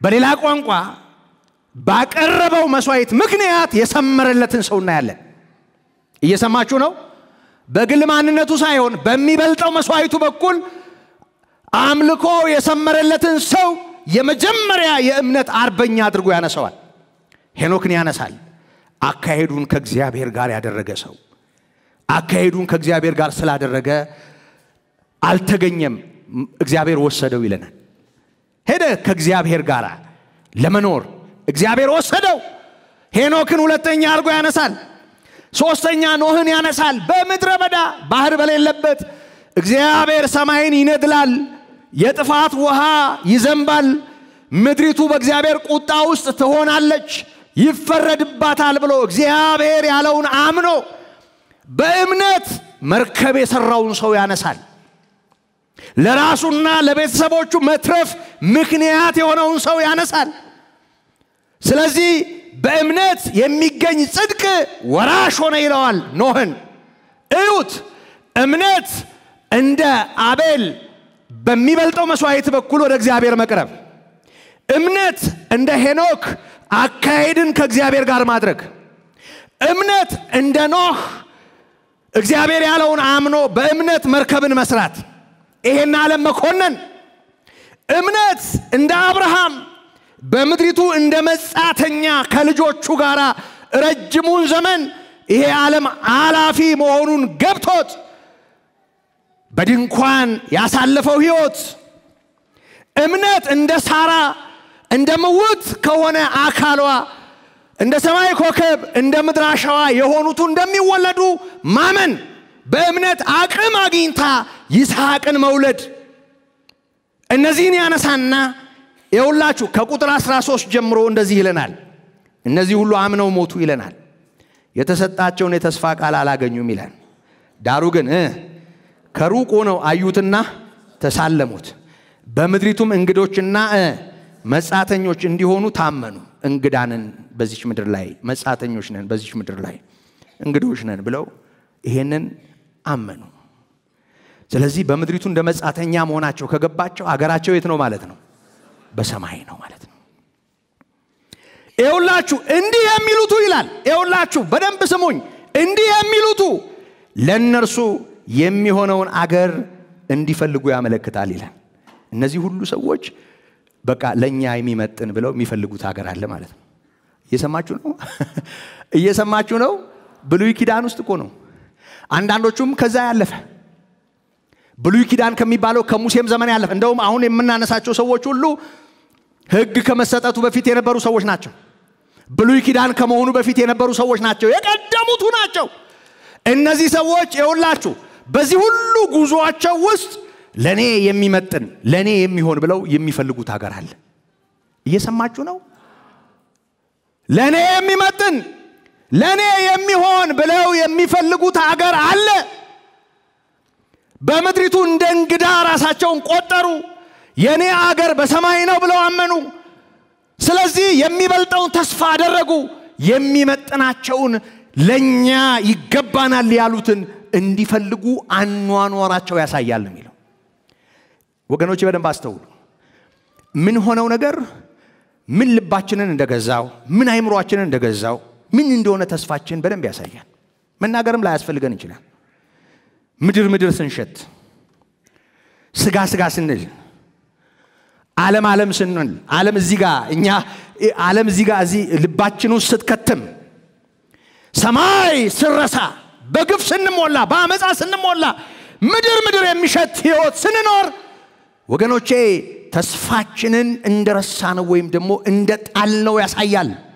እኚኞቹ ይውላችሁ ለነርሱ የሚሆነውን አገር እንዲፈልጉ ያመለክታል ይላል። በጣም እኮ ነው የሚገርመው። እስኪ በሉት ለነርሱ የሚሆነውን በሉ እስኪ አገር እንዲፈልጉ ያመለክታል። አኗኗራቸው ምን ፍለጋ ነው ማለት ነው? ለነሱ የሚሆነውን አገር እየሰማችሁ ነው? ለነሱ የሚሆነውን አገር ከኡር ወጥቶ ወደ ካራን ሄዶ ከነዓን የደረሰውም ጭምር አብርሃም ተጠቅሷል። እነዚህ የእግዚአብሔር ሰዎች ኖህን ጨምሮ በመድሪቱ በተለያየ ሁኔታ ውስጥ ያለፉት ጠቅላላ ለነሱ የሚሆነውን አገር የሚፈልጉ እንደነበሩ አካሄዳቸው ያስታውቃል። ምንድነው ፍላጎት? ውስጥ ሚዛን የደፋው ምንድነው? አኗኗርህ የምታደርገው የምትሆነው ነገር ያሳያል። እሱ ነው እየነገረን ያለው። ይሄንን ይልና ይውላችሁ በደንብ ስሙ። ያመለክታሉና ይልና ያን የወጡበትን ሀገር አስበው ቢሆኑ ሊመለሱ ጊዜ በሆነላቸው ነበር። መስቡት ወደ ኋላ ሳይሆን ወዴት ነው? ወደፊት ነው። የሰማችሁ ነው? ጊዜ ያገኙ ነበር ምን ለመሆን? ወደ ኋላ ለመመለስ። እንደሱ ይሆን ነበር። ነገር ግን ይውላችሁ አሁን ግን የሚበልጠውን እርሱም ሰማያዊውን አገር ይናፍቃሉ። ጉዟቸው ውስጥ ሁሉ በጣም የሚገርም በደንብ ስሙኝ ይውላችሁ በጣም የሚገርመው ነገር ከኡር ከከላውዲዮን የወጡትም አብርሃምና ልጆቹ ማለት ያው ከወጣ በኋላ ቢወልዳቸውም ዘሩን ጠቅላላ ከዛ ወጥቶ ከነዓን የገባውም ህዝብ ርስቱ ከነዓን አይደለችም ማለት ነው። በዚህ ቋንቋ እየሰማችሁ ነው? ርስቱ ከነዓን አይደለችም አይደለም ማለት ነው። ከግብጽ ወጥቶ ሲናይን ተሻግሮ ዮርዳኖስን አልፎ የአባቶቼ አገር ብሎ የአባቶቹ ትብት ወደ ተቀበረበት አብርሃምና ዘሩ ኖረ ወደ ተባለበት አገር ከ430 ዓመት በኋላ የፈለሰውም ህዝብ ቢሆን አገሩ አሁን ያለችው አይደለችም ማለት ነው። ምክንያቱም ሰማያዊውን አገር ይናፍቃሉ ይላል። መንፈሳዊ ነገር ውስጣቸው አለ ማለት ነው። ይሄ ሁሉ ለመንፈሳዊው ነገር ጥላ የሆነ እንጂ ሰማያዊና መንፈሳዊ አልነበረም ማለት ነው። በደንብ ስሙ። አሁን ግን የሚበልጠውም እርሱም ሰማያዊውን አገር ይናፍቃሉ። ስለዚህ ይላል እግዚአብሔር አምላካቸው ተብሎ ሊጠራ በእነርሱ አያፍርም። ደስ አይልም? አምላኩ ማያፍርበት ህዝብ የአብርሃም አምላክ ነኝ ሲል እግዚአብሔር አያፍርም። የይስሐቅ አምላክ ነኝ ሲል እግዚአብሔር አያፍርም። የያዕቆብ አምላክ ነኝ ሲል እግዚአብሔር አያፍርም። ምክንያቱም መንፈሳዊ ነገር ገብቷቸዋል። ሰማያዊውን ይናፍቃሉ። ለእግዚአብሔር ፈቃድ ዘመኑ በፈቀደው ጥሪው በፈቀደው መንገድ ተጉዘዋል። እነዚህ ሁሉ መንፈሳዊ ድባብ ውስጥ ነበሩ። ለነሱ የሚሆነውን ይፈልጉ ነበር። በጭራሽ ይሄው መች ከነዓን መች ለእስራኤል ልጆች መች ሆነች? አሁንም ጭምር አሁንም እኮ ደማቸው የሚፈስበት ሀገር እኮ ነው። እየሰማችሁ ነው? ይሄው እንዲሁ ማለት ለአብርሃምና ለዘሩ በተሰጠው ተስፋ ምድር ላይ ባለው ጥላ በሆነው ተስፋ ከሜዲትራኒያን ባህር አንስቶ እስከ ኤፍራጥስ ወንዝ ድረስ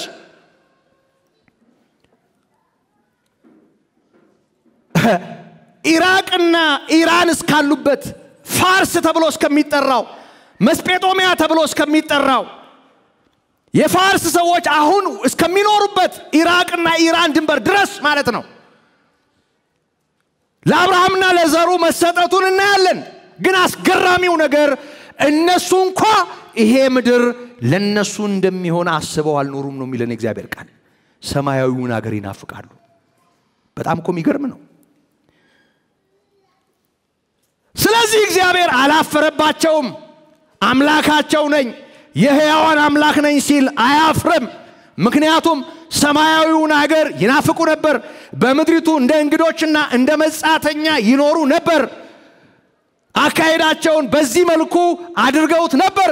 እግዚአብሔር የማያፍርባቸው ሆነው ተገኝተዋል። በደንብ ስሙኝ። ከዚያ በኋላ ቀጥሎ ይስሐቅን ያነሳል፣ ቀጥሎ ያዕቆብን ያነሳል፣ ቀጥሎ ሙሴን ያነሳል፣ የእስራኤልን ልጆች ያነሳል። ሁሉም አስተማሪ ታሪክ ነው። አሁን መተረክ አልችልም። ቀጥሎ ስለነ ጌዲዮን፣ ስለነ ባርቅ፣ ስለነ ሶምሶን፣ ስለነ ዮፍታሔ፣ ስለነ ዳዊት፣ ስለነ ሳሙኤል፣ ስለነ ነቢያት ያነሳል። ስለነዚህ እንዳልተርክ ጊዜ ያጥርብኛል ይላል። እኔም አጥሮብኛል። ስለዚህ አልተርክም። ይኸውላችሁ አንዳንዶቹ የከፈሉትን ዋጋ ሙታናቸውን ጭምር በትንሣኤ መቀበላቸውን በመጋዝ መሰንጠቃቸውን እንዲህ በጥቅሉ ያነሳል። በስም ያልጠቀሳቸው አለ። ደግሞ በምድረ በዳ ሌጦ ለብሰው ስለተንከራተቱ ሰዎች፣ ዓለም ስለጠላቻቸው ሰዎች ያነሳል። እሱን ካለ በኋላ መጨረሻ ላይ እንደዚህ ይለናል። ቁጥር 39 እና 40 ይገርማል። እነዚህ ሁሉ በእምነታቸው ተመስክሮላቸው ሳሉ፣ ይሄ ሁሉ አሁን ያልነው ማለት ነው አይደል? ተመስክሮላቸው ሳሉ የተሰጣቸውን የተስፋ ቃል አላገኙም። የተሰጣቸው የተስፋ ቃል ማለት ለአብርሃም ይስሐቅ አይደለም ማለት ነው? አዎ። ለአብርሃም ከነዓን አይደለም ማለት ነው? አዎ። ለእስራኤል ልጆች ከግብፅ ወጥቶ ምድረ እስራኤል የምትባለው አይደለችም ማለት ነው? አዎ። ከዚህ በፊት በነበረው ትረካ አንዳንዶቹ የተሰጣቸውን የተስፋ ቃል አገኙ ይላል፣ አንዳንዶቹ አላገኙም፣ አምነው ሞቱ ይላል።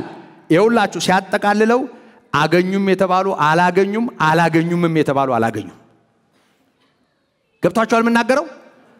አገኙ የተባሉም አላገኙም፣ አላገኙም የተባሉም አላገኙም። ምክንያቱም የተገኘው አይደለም ተስፋው። የእስራኤል ልጆች በምድረ በዳ ጉዞ የበሉት እንጀራም አይደለም ተስፋው። የጠጡት ውሃም አይደለም ተስፋው። በስጋ ጠላቶቻቸው መውደቃቸው አይደለም ተስፋው። አይደለም ሙታናቸውን በትንሣኤ ተቀብለው ደስ ያላቸው እናቶች ያዩት ነገር እሱ አይደለም ተስፋው። በመከራ ውስጥ ያለፉ ሰዎች ሆኖላቸው የሆነው ውጤት በምድሪቱ የሆነው ነገር እሱ አይደለም ተስፋው። ወገኖቼ እነዚህ ሁሉ የሆነ ነገር አይተዋል። ደግሞ እንዳመኑ የሞቱ አሉ። ሁለቱም የተሰጣቸውን የተስፋ ቃል አላገኙም። አገኙም የተባሉም አላገኙም፣ አላገኙምም የተባሉት አላገኙም። እዩት ስለምን እየነገረን እንደሆነ። በጣም አስደናቂ ነው። የተሰጠውን የተስፋ ቃል አላገኙም ይልና ያለ እኛ ፍጹማን እንዳይሆኑ እግዚአብሔር ስለኛ አንዳች ነገር አይቶ ነበር። በጣም ይገርማል። አብርሃም በዘመን ይቀድመናል፣ በጣም ሩቅ ዘመን፣ አሁን ካለንበት ዘመን ወደ 4500 ዓመት። ሙሴ በጣም ሩቅ ከክርስቶስ ልደት 1500 ዓመት በፊት ቀድሞ የነበረ ሰው። እነ ዳዊት 1000 ዓመት ቀድመው የነበሩ ሰዎች። ወደ ኋላ ሄደን ከነሱ ወደ ኋላ ሄደን እነ ኖህን እነ ሄኖክን ብናነሳ ደግሞ ሌላ ታሪክ። እነዚህ ሁሉ በዘመናቸው ሆኖ እግዚአብሔር ከበረበት የተባለው ታሪካቸው የነገራቸው ፍጻሜና መጠቅለያ አይደለም። ያገኙትም አላገኙም፣ ያላገኙትም አላገኙም። ምክንያቱም እግዚአብሔር ስለኛ አንዳች ነገር አይቶ ነበር። መቼ? አስቀድሞ። ምንድነው እሱ? እነሱንም እኛንም ፍጹም የሚያደርግ፣ እነሱንም እኛንም የሚያድን፣ በየትኛውም ዘመን ከየትኛውም የህይወት መንገድ የሚመጡትን ሁሉ አንድ አድርጎ ከአባቱ ጋር በማስታረቅ ለህይወት በሚሆን ጥሪ የሚያተርፍ፣ እኛንም እነሱንም የታደገ፣ እኛንም እነሱንም ያሳረፈ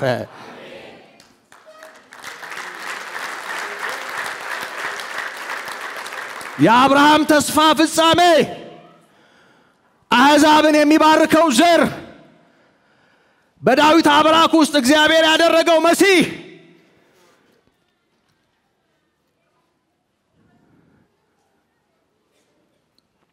ደግሞም አዳም ከወደቀበት ጀምሮ እግዚአብሔር ለሰው የሰጠው የእባቡን አናት የሚቀጠቅጥ እውነተኛ ታዳጊ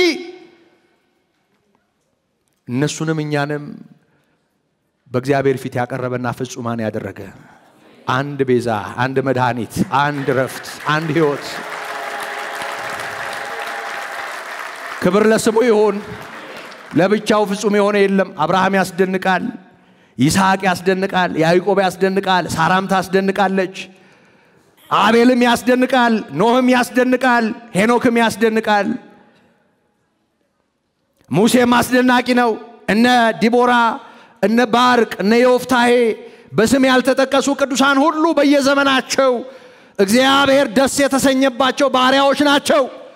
የዘላለምን ሕይወት በተመለከተ ግን ያለ እኛ ፍጹማን እንዳይሆኑ የተሰጣቸውን የተስፋ ቃል አላገኙም ነበር አለ። የተባረከው ተስፋ በሥጋ ተገለጠ። የናዝሬቱ ኢየሱስ የሕያው እግዚአብሔር ልጅ እነሱንም እኛንም ከአባቱ ጋር አስታረቀ። በዘመናት በልዩ ልዩ የሕይወት መስመር ያሉትን አይደለም እንዲህ ባለ ሁኔታ የኖሩትን ይቅርና ደግሞ ልም ያለ አዘቅት ውስጥ የነበሩትን አሕዛብ የተባሉትን መደዴ የተባሉትን የተጣሉትን ተገርዘናል በሚሉቱ ያልተገረዙ ተብላችሁ የነበራችሁ ከተስፋው ቃል ርቃችሁ ያለ ክርስቶስ የነበራችሁ አሁን ግን በክርስቶስ ኢየሱስ ደም ሆናችሁ ወደ እግዚአብሔር ቀርባችኋል አለ ቅዱስ ጳውሎስ።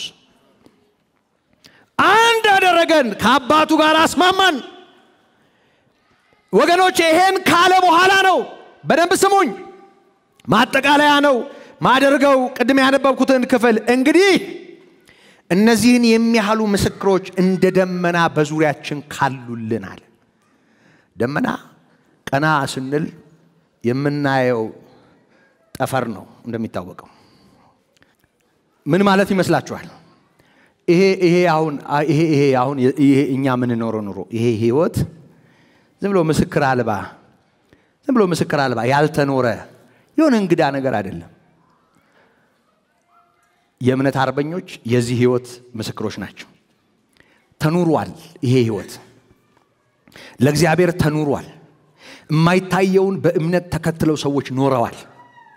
ለሱ ታዘው ሰዎች ኖረዋል። የሚበልጠውን አገር እየናፈቁ ተራው ይሄ ዓለም ውስጥ ያለው ነገር ንቀውት ሰዎች ኖረዋል። ሰዎች ለእግዚአብሔር ብለው ኖረዋል። አሁን ያለን ህይወት ይኸውላችሁ እንደ ደመና በዙሪያችን ምስክሮች አሉት ነው የሚለው። ይሄንን ያነሳና እንደ ደመና በዙሪያችን ካሉት ይልቅ ግን የእምነታችን ራስና ፈጻሚውን ያሳየናል።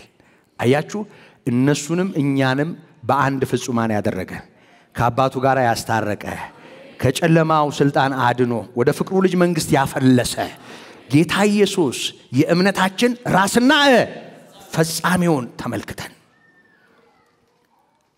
በፊታችን ያለውን ሩጫ በትዕግስት እንሩጥ። አሁን ኢየሱስን እንየው እያለ ነው። እሱ ምንድነው? ለኛ የእምነታችን ራስ ነው፣ የእምነታችን ፈጻሚ ነው። እና ምንድነው የምናየው ስለሱ?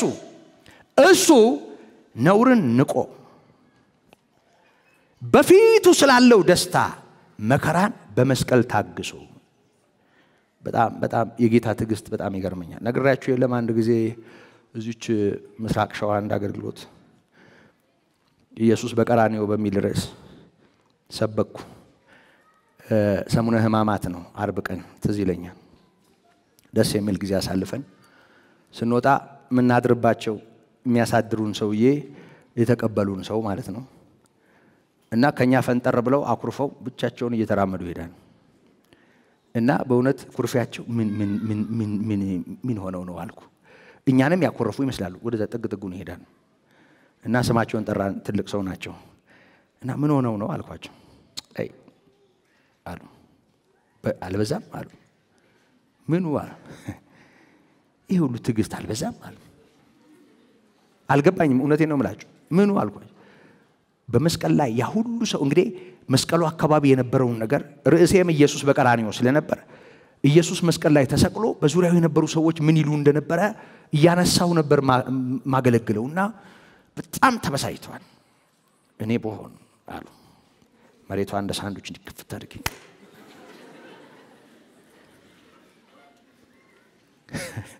ተቀይመውታል። ጌታ ስለታገሱ ተቀይመውታል። አልገባቸውም እንጂ እሳቸውም በህይወት የኖሩት በጌታ ትዕግስት ነው። ሁላችንም የምንኖረው በጌታ ትዕግስት ነው። እየሰማችሁ ነው? እየሰማችሁ ነው? በደንብ ስሙኝ። ይኸውላችሁ እርሱ በፊቱ ስላለው ደስታ ጌታ ኢየሱስ ተላልፎ ከተሰጠበት ሰዓት ጀምሮ በዙሪያው የሚሆነው ግርግር አልነበረም ማለት ነው ትኩረቱ። ያ ሁሉ የሆነ ሲሄድ ከሞቱ በኋላ ትንሣኤውን ተከትሎ የሚሆነውን የአባቱን ደስታና ለአባቱ መንግስት የሚያመጣው ምርኮ ያይ ነበር። በፊቱ ስላለው ደስታ ነውርን ንቆ መከራን በመስቀል ታግሶ በእግዚአብሔር ዙፋን ቀኝ ተቀመጠ ይለናል። እየሰማችሁኝ ነው? ምን ማለት ይመስላችኋል? አሁን በዙፋን ተቀመጠ ቋንቋው እኮ እንደሱ አይደለም። የያዘው ቦታ የድል ነሺ ቦታ ነው። ድል ነስቷል እያለን ነው። ነውርን ንቆ መከራን በመስቀል ታግሶ እግዚአብሔር ምላሽ ሰጠ። ኢየሱስን በመንፈስ ቅዱስ አስነሳውና በቀኙ አስቀመጠው። አከበረው እግዚአብሔር። ኢየሱስ ድል ነስቷል። የድል ነሺ ስፍራ ይዟል። ይሁላችሁ ድል መንሳት እንደ ኢየሱስ፣ ድል መንሳት እንደ ጌታችን፣ መታገስ እንደ ኢየሱስ፣ ታጋሽ እንደ ጌታችን። እየሰማ ነው? የኔንም የናንተንም ኃጢአት ይቅር በል የሚል ኃጢአተኛ ሳይሆን ኃጢአት የሌለበት ከኃጢአተኞች የተለየ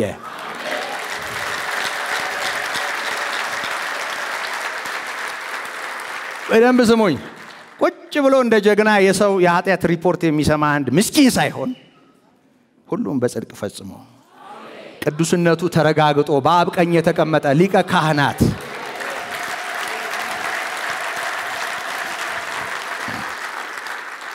እኛ የነፍስ አባት የሌለን አይደለንም። ካህን የሌለን አይደለንም። ዝሩ ሃይማኖት አልባም አይደለንም። እኛ ሃይማኖት የሌለን አይደለም። ሃይማኖት አለን፣ ያው ምርትዕት የሆነች አው ጥርት ያለ አው ቀጥ ያለ ኦርቶዶክሲ አው ብዙ ሰዎች ኦርቶዶክስ ሲባል የኢትዮጵያ ኦርቶዶክስ ተዋህዶ ቤተክርስቲያን እሱ ነው የሚታያቸው። ኦርቶዶክስ ማለት ቀጥ ያለ ማለት ነው፣ ልክ ማለት ነው። እምነታችን ልክ ነው፣ በቃ ቀጥ ያለ ኢየሱስ ብቻ።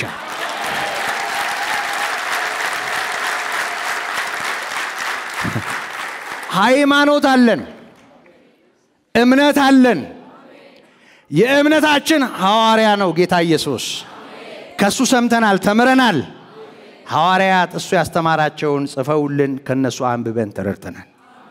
በደንብ ስሙኝ። ካህን አለን፣ ያውም ሊቀ ካህን እንደ መልከ ጼዴቅ የተሾመ እግዚአብሔር በመሐላ በቀኙ ያስቀመጠው ሊቀ ካህናት። በባለፈው ትምህርታችን ቆዩ፣ ጠቅለል አድርገ መጨረሻ ላይ እናጨበጭባለን።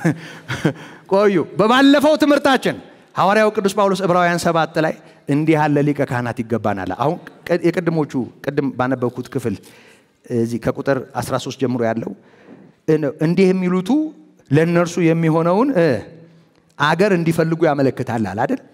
ለነሱ የሚሆነውን ለነሱ አይሆንም ማለት ነው። ያ የኖሩት ኑሮ አይመጥነንም ብለው ኖረዋል። አሁን እኔና እናንተ ደግሞ ይኸውላችሁ የኖርነው ኑሮ ይሄ ከድካም ጋር የተያያዘው ኑሮ አይመጥነንም ብለን የምናየው ሊቀ ካህን አለ።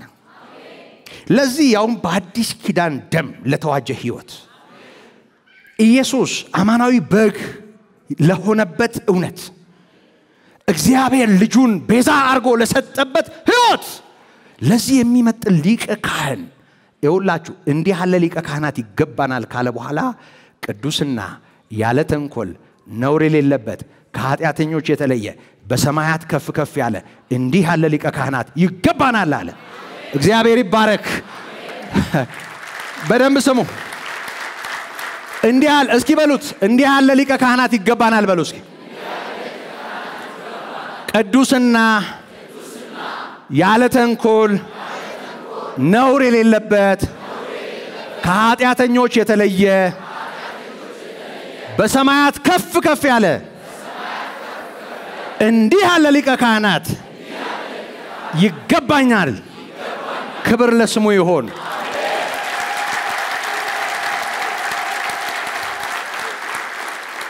አለን ሊቀ ካህን።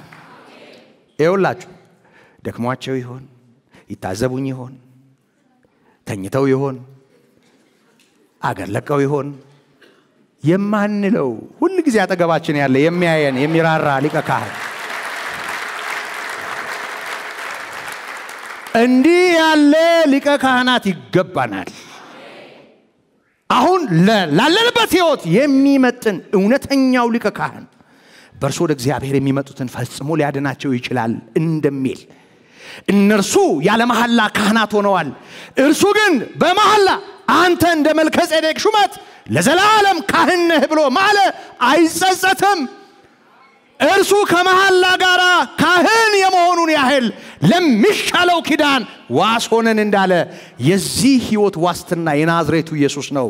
የእግዚአብሔር ልጅ ኢየሱስ የተከተልነው እሱን ነው ወገኖቼ፣ እሱን ነው የተከተልነው። ሰው ተከትለን አልወጣንም። የኔ ደቀ መዛሙርት አይደላችሁም፣ የክርስቶስ ናችሁ።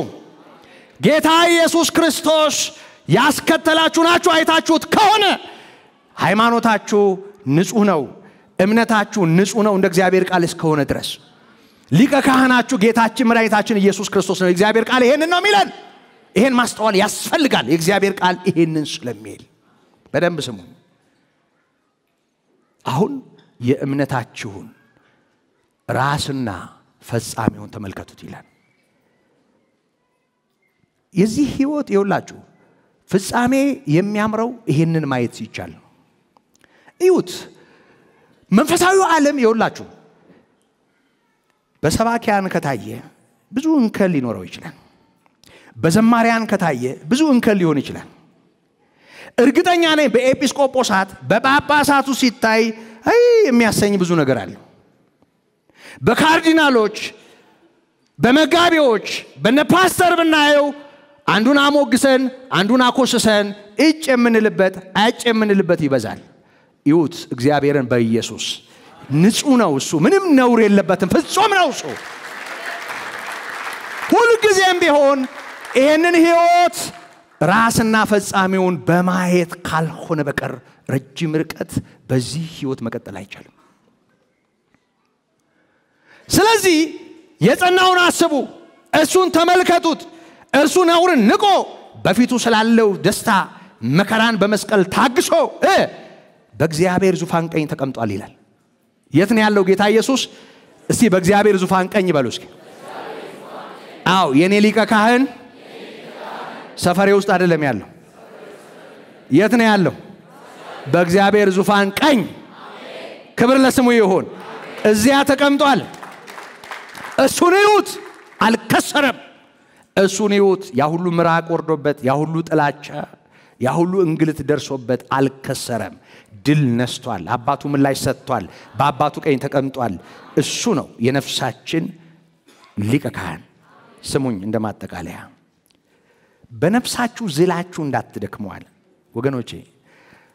የእጅ የእግር መዛል ይገባችኋል ብዬ አስባለሁ። አንዳንዴ የሆነች ነገር አንጠልጥለን እቺ ጣት ክብደት ይበዛባትና የደም ዝውውሯ ይገታና እንደማበጥም ያረጋታል። አንዳንዴ ልትዝል ትችላለች፣ እንዲህ ተገትራም ልትቀር ትችላለች አይደል? ገጥሟችሁ ያውቃል? አንዳንዴ እጃችን ላይ ተኝተን ስንነሳ እጃችንን በሌላ እጅ ጎትተን ልንነሳ እንችላለን። አንዳንዴ የተቀመጥንበት መቀመጫ አልመች ብሎን እግራችን ደንዝዞ ስንነሳ አልታዘዝ ብሎ ልንቸገር እንችላለን። አንዳንዴ የተለያየ ሸክም የሆነ ነገራችንን አደንዝዞት አቅም ልናጣ እንችላለን። ይኸውላችሁ ዝለት የሚባል ነገር አለ። አንዳንዴ በተለያየ ህመም ከነርቭ ጋር በተያያዘ ችግር እጅ እግር የሆነ ነገር ሊዝልና አልታዘዝ ሊል ይችላል። ይሄ በአካል ላይ የሚሆን ዝለት ነው ወገኖች። እግዚአብሔር ይጠብቃችሁ። መንፈሳዊ ዝለት የሚባል ነገር አለ። የነፍስ ዝለት የሚባል ነገር አለ። ውስጣዊ ዝለት የሚባል ነገር አለ። አንዳንዶች ይዝላሉ። ይዝላሉ አንዳንዶች በመንፈሳዊ ነገር ይዝላሉ የእግዚአብሔር መንግስትና ማያልፈውን ህይወት በተመለከተ ይዝላሉ ተስፋ ይቆርጣሉ ይደክማሉ አንዳንዶች አቅመ ቢስ ይሆናሉ ይልፈሰፈሳሉ ይዝላሉ አንዳንዶች ከዚህ የሚያድነው በነፍሳችሁ ዝላችሁ እንዳትደክሙዋል ከኃጢአተኞች በደረሰበት እንዲህ ባለ መቃወም የጸናውን አስቡ ጌታ ኢየሱስ ተቃውሞን አስተናግዷል በማን በኃጢአተኞች በጣም የሚገርመው ነገር ይሄንን ህይወት የሚጠላና የሚቃወም ኃጢአተኛ ነው ይሄንን ጻድቃን አልተቃወሙትም የነቢያት ትንቢት አልተቃወመው ለዚህ አገልግሎት መላእክት ምን አይነት አገልግሎት ሲሰጡ እንደነበረ ሐዋርያት ሥራን ተመልክተናል ሰዎች ይሄን ወንጌል እንዲሰሙ ደቀ መዛሙርቱን ሲራዱ እነ ቆርኔሌዎስን ሲራዱ አይተናል መላእክት ለዚህ ህይወት አባቱ ከሰማይ ምስክርነት ሰጥቷል ሰማይ ተቀብሎታል ኃጢአተኛው ዓለም ግን ተጸይፎት አሳዶታል ስለዚህ በነፍሳችሁ ዝላችሁ እንዳትደክሙ ከኃጢአተኞች በደረሰበት መቃወም እንዲህ ባለ መቃወም የጸናውን አስቡ ይላል እየሰማችሁ ነው እስኪ በሉት በነፍሳችሁ ዝላችሁ እንዳትደክሙ ከኃጢአተኞች በደረሰበት እንዲህ ባለ መቃወም የጸናውን አስቡ የጸናውን አስቡ ማንን ጌታ ኢየሱስን እሱ ምንድነው ለኛ የእምነታችን ራስና ፈጻሚ ነው እርሱ ተቃውሞ ደርሶበታል በማ በኃጢአተኞች በክፎች አሁንም እንደሱ ነው በጣም ይገርመኛል አንገታቸውን አቀርቅረው መደበቅ ያለባቸው ሰው ፊት መቆም የማይገባቸው እንኳን በእግዚአብሔር በእኛ ፊት እንኳን የተገለጠ ብዙ አመጻ ያለባቸው ሰዎች በዚህ እውነት ላይ እንደልባቸው ምላሳቸውን ሲመዙ እናያለን ልክ እኮ ነው ያኔም እንደሱ ነው የሆነው ይሄንን እውነት አመፀኞች ሊደግፉት አይችሉም ይሄንን እውነት ኃጢአተኞች ሊያጨበጭቡለት አይችሉም ከዚህ እውነት ጋር ግፈኞች አይሰለፉም እውነት ነው ቦታቸው ነው ይሄን የሚቃወሙ ጽድቅን የሚቃወሙ ሰዎች ትክክለኛ ቦታቸው ነው የያዙት አትገረሙ ሰፈራቸው ነው እሱ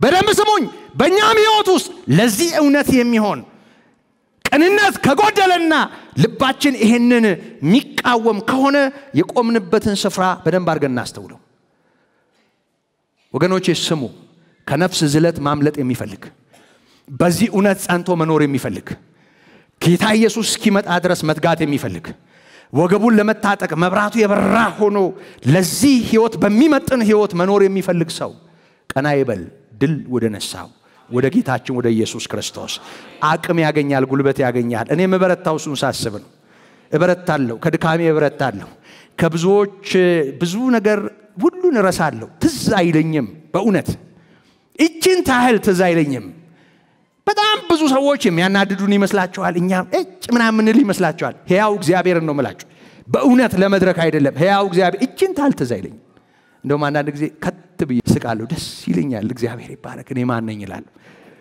ክብሩ ይስፋ እየሰማችሁ ነው ክብሩ ይስፋ ከዚህ እውነት ወዴት ይገዳል ይሄንን እናስተውል ጌታ ኢየሱስን እንመልከተው ከዛ ባሻገር በህይወታችን ብዙ ልክ ያልሆነ ነገር ካለ ጌታ ይቆነጥጣል ጌታ ይገስጻል ለዚህ ህይወት የማይመጥን ተብታብ በህይወታችን ካለ ይሄው ሊቀ ካህኑ ከሱ ጋር እንስማማ ከአመፃ እንውጣ ጌታን እንስማው በህይወታችን ውስጥ ያለ ክፍተት ለጠላት አሳልፎ እንዳይሰጠን ለዓለም አሳልፎ እንዳይሰጠን ሰይጣን እንዳያገኘን በዛ ገርበብ ባለ በር በኩል ሄዶ ህይወታችንን ጭልም እንዳያደርገው ሐሳባችንን እንዳያሳውረው ይታወራል እኮ ሰው እኮ ይታወራል መዳን በሌላ በማንም የለም ያለ ሰው አይ ደሞ አለ ይላል ይታወራል ሰው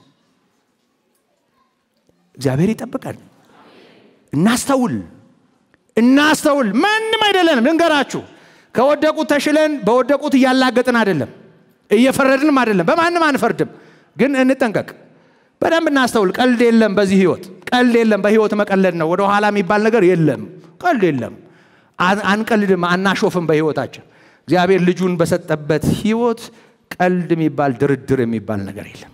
ክብር ለስሙ ይሁን፣ ምስጋና ይድረሰው።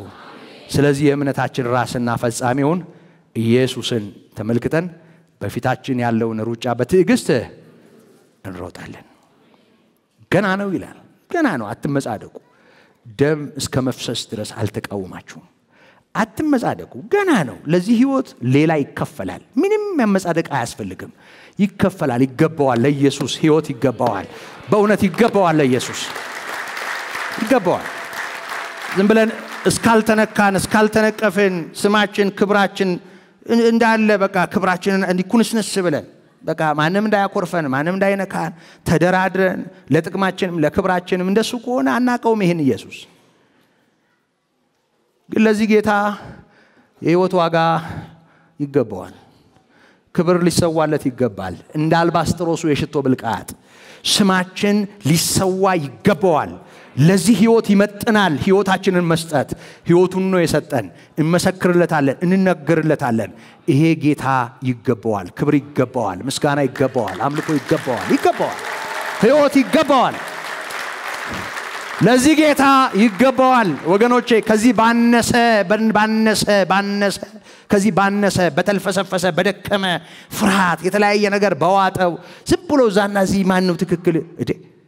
አንዳንድ ሰዎች መሃል ላይ ቆመው ይሄ ነው ትክክሉ እና ልክ ይፈልጋሉ። ተቋማት ውስጥ ይውላችሁ ትክክለኛው ነቅ የሌለበት ያለው ላይ ነው፣ በአብ ቀኝ ነው ያለው። አው እሱን ይውት ትቆማላችሁ፣ ትበረታላችሁ። እሱን ይውት አቅም ታገኛላችሁ፣ ከዝለት ትተርፋላችሁ። ጸጋና ሰላም ምህረት ይብዛላችሁ። ክብር ለስሙ ይሁን። እግዚአብሔር ይባረክ።